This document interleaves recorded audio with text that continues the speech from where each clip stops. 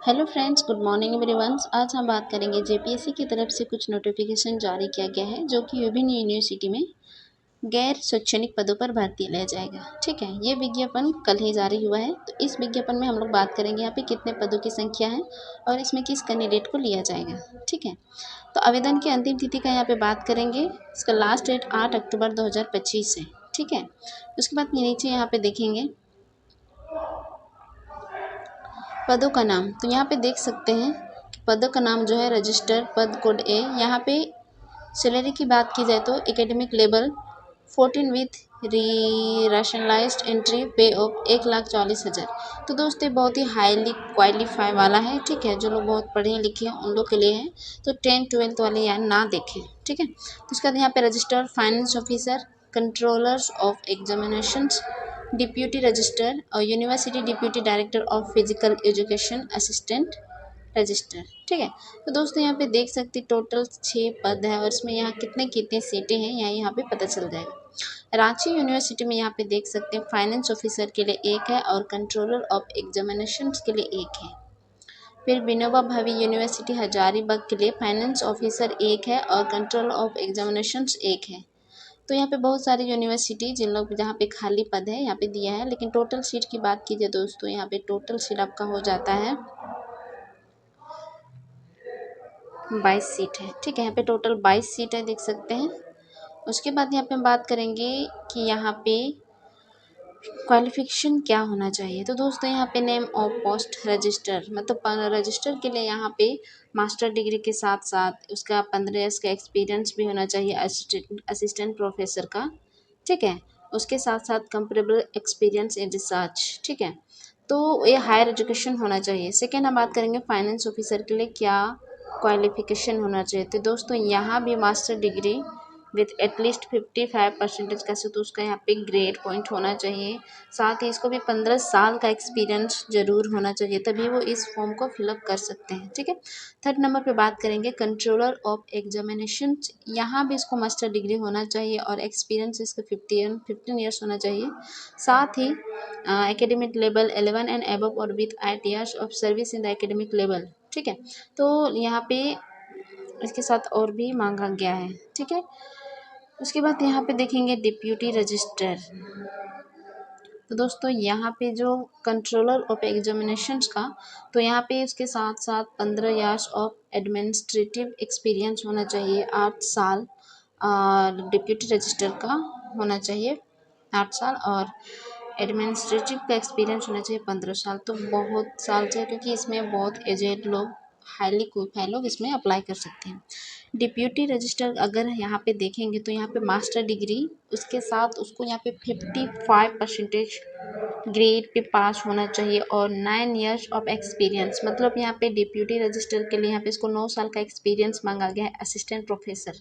ठीक है, in the academic level 10 and above the experience in educational administration. ठीक है, तो उसके साथ साथ नीचे देखेंगे 15 नंबर पे university deputy director of physical education के लिए उसको पीजी मतलब पीएचडी होना चाहिए फिजिकल एजुकेशन में, तभी वो इस फॉर्म को अप्लाई कर सकते हैं। और sports science candidate from outside the university system admission cell also process at least 15 marks के साथ उसका ग्रेड स्केल होना चाहिए।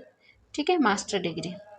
उसके बाद यहाँ पे इसको 8 साल का एक्सपीरियंस मांगा गया है university assistant DPS college DPS तरफ से। ठीक है, तो ये सारे उसके अंदर क्वालिफिकेशन होना चाहिए, फिर एलिजिबिलिटी भी होना चाहिए, तभी वो जो कैंडिडेट इस फॉर्म को भरना चाहते हैं भर सकते हैं।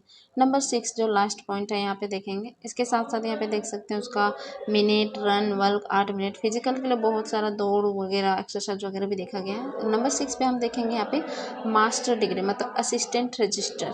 ठीक है, जो भी रजिस्टर वगैरह संभालते हैं उसका असिस्टेंट होते हैं। तो यहाँ पे master degree with at least 55 marks on grade point के साथ होना चाहिए। साथ इसको 5 साल का एक्सपीरियंस होना चाहिए। Should be establishment legal matters government semi government public sector autonomous. तो ये सारे एक्सपीरियंस उसका होना चाहिए। ठीक है, उसके बाद यहाँ पे देख सकते हैं दोस्तों कि कुछ और भी दिया हुआ है।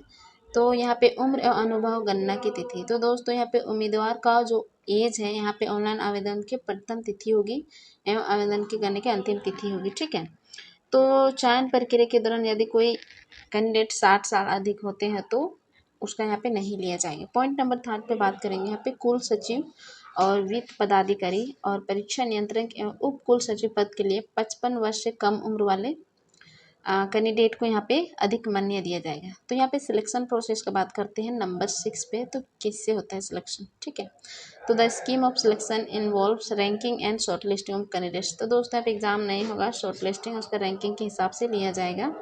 उसका जो भी काम है, उसका पब्लिक सर्विस कैसा है और उसका मतलब बैकग्राउंड कैसा है, उसके हिसाब से उसका यहाँ पे सिलेक्टेड होगा। तो status certificate verification and interview होगा। ठीक है, और यहाँ पे जेपीसी के द्वारा जो भी रूल्स हैं उसके हिसाब से होगा। तो यहाँ पे क्या होना चाहिए, मैट्रिक में कम से कम 0.15% ऑब्डेंट एंड मैट्रिक में होना चाहिए, इंटरमीडिएट में 20 होना चाहिए, ग्रेजुएशन में 25 और पोस्ट ग्रेजुएशन में 40। यहाँ पे उसके हिसाब से मार्क्स देते हैं। यदि कोई कैंडिडेट मैट्रिक परीक्षा में 80% है तो उसका प्राप्त अंक 0.15 होगा। ठीक है, 0.15 से गुना करेंगे ऐसे तो 12 होगा। उसके बाद यहाँ पे इंटरव्यू में बात की जाए दोस्तों, तो यहाँ पे इंटरव्यू लिया जाएगा जो कि 200 अंकों पर लागू होगा। फिर परीक्षा शुल्क बात करते हैं। यहाँ पे परीक्षा शुल्क यहाँ पे इस वेबसाइट के द्वारा आप पे कर सकते हैं, credit debit card net banking जो भी है। और यहाँ पे 150 परीक्षा का जो शुल्क है वो मांगा जा रहा है। तो झारखंड राज्य के अनुसूचित जनजाति जो उन लोगों को छूट दिया गया है, और बाकी का बात कीजिए तो यहाँ पे 600 लिया जा रहा है। ठीक है, तो उसके बाद यहाँ पे जो दिव्यांग है उन लोग को 40% यहाँ पे छूट दिया जाएगा। ठीक है, तो आप लोग इस वेबसाइट में जाके भर सकते हैं। यहाँ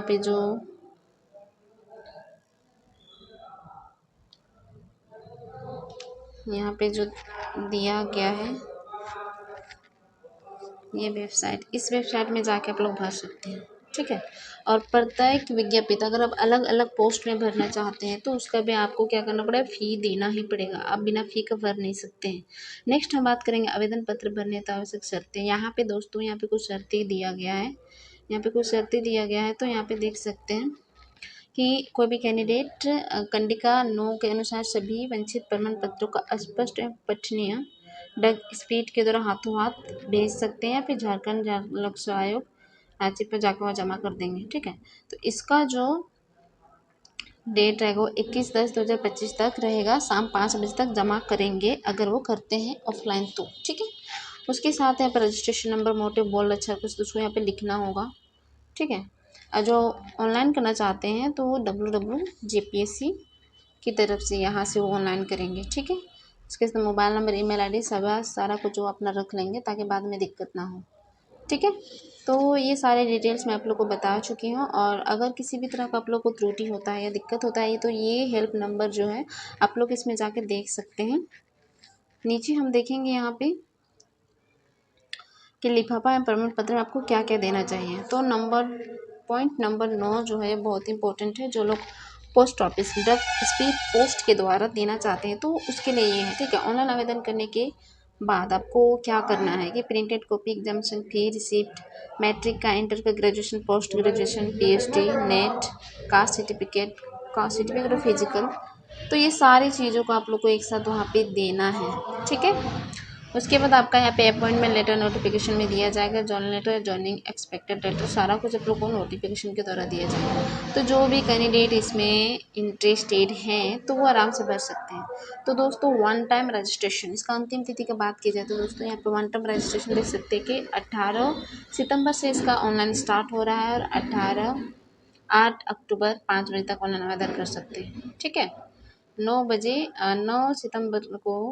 अक्टूबर को फिर 5 बजे तक लिंक मतलब जमा करने के लिए रहेंगे। उसके बाद जो हाथों हाथ स्पीड पोस्ट के द्वारा जमा करने चाहते हैं उसके लिए यहाँ पे 21 तारीख तक डेट है।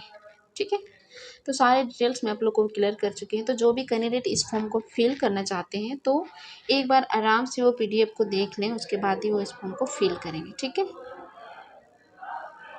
तो इससे मतलब इस बात को लेके या फिर इस नोटिस को लेके कोई नया आता है तो मैं आप लोग को बहुत जल्द बता दूँगी।